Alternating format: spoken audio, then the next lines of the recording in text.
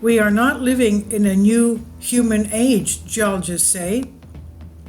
When people talk about the Anthropocene, they typically picture the vast impact human societies are having on the planet, from rapid declines in biodiversity to increases in Earth's temperature by burning fossil fuels. Such massive planetary changes did not begin all at once at any single place or time.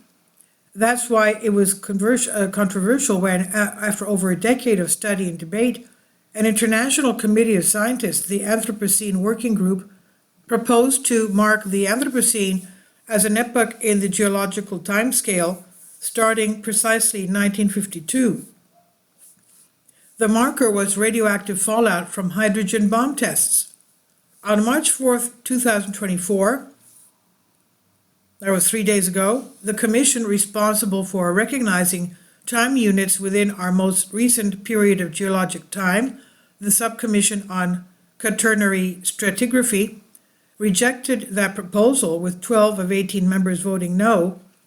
These are the scientists most expert at reconstructing Earth's history from the evidence in rocks. They determined that adding an Anthropocene epoch and terminating the Holocene epoch was not supported by the standards used to define epochs. To be clear, this vote has no bearing on the overwhelming evidence that human societies are indeed transforming this planet. As an ecologist who studied global change, the scientists say, I served on the Anthropocene Working Group from its start in 2009 until 2023. I resigned because I was convinced that this proposal defined the Anthropocene so narrowly that it would damage broader scientific and public understanding. By tying the start of the human age to such a recent and devastating event, nuclear fallout, this proposal risks sowing confusion about the deep history of how humans are transforming the Earth, from climate change and biodiversity losses to pollution by plastics and tropical deforestation. The original idea of the Anthropocene, in the years since the term Anthropocene was coined by Nobel Prize-winning atmospheric chemist Paul Crutzen in 2000, it has increasingly defined our times as an age of human-caused planetary transformation, from climate change to biodiversity loss, plastic pollution, megafires, and much more. Crutzen originally proposed that the Anthropocene began in the later part of the 18th century as a product of the Industrial Age. He also noted that setting a more precise start date would be arbitrary. According to geologists, we humans have been living in the Holocene epoch for about 11,700 years since the end of the last ice age. Human societies began influencing Earth's biodiversity and climate through agriculture thousands of years ago.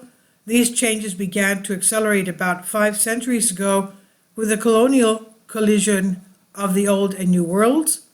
And as Crutzen noted, Earth's climate really began to change with the increasing use of fossil fuels in the Industrial Revolution that began in the late 1700s. The Anthropocene as an epoch. The rationale for proposing to define an Anthropocene epoch starting ground at 1950 came from overwhelming evidence that many of the most consequential changes of the human age shifted upward dramatically about that time in a so-called Great Acceleration, identified by climate scientist Will Steffen and others. Radioisotopes like plutonium from hydrogen bomb tests conducted around this time left clear traces in soil, sediments, trees, corals, and other potential geological records across the planet. The plutonium peak in the sediments of Crawford Lake in Ontario, Canada, chosen as the golden spike for determining the start of the Anthropocene epoch, is well marked in the lake's bed's exceptionally clear sediment record. The Anthropocene epoch is dead. Long live the Anthropocene. So why was the Anthropocene epoch rejected? And what happens now? The proposal to add an Anthropocene epoch to the geological timescale was rejected for a variety of reasons, none of them related to the fact that human societies are changing this planet. In fact, the opposite is true. If there is one main reason why geologists rejected this proposal, it's because its recent date and shallow depth are too narrow to encompass the deeper evidence of human-caused planetary change. As geologist Bill Rudiman and others wrote in Science magazine in 2015, does it really make sense to define the start of a human-dominated era millennia after most forests in arable regions had been cut for agriculture? Discussions of the Anthropocene epoch are not over yet, but it is very unlikely that there will be an official Anthropocene epoch declaration anytime soon.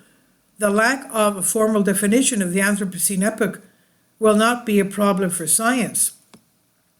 A scientific definition of the Anthropocene is already widely available in the form of the Anthropocene event, which basically defines Anthropocene in simple geological terms as a complex, transformative, and ongoing event analogous to the Great Oxidation Event and others in the geological record.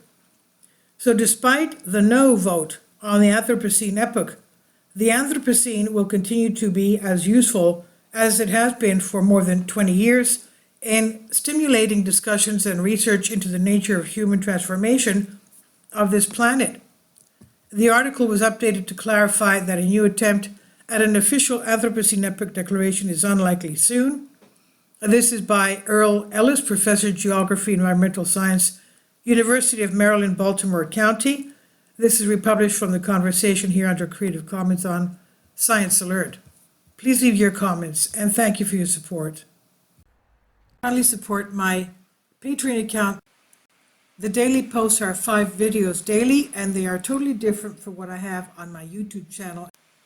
Thank you so much for your support and that you find all my content so interesting. You'll find the Patreon account details in the description box below.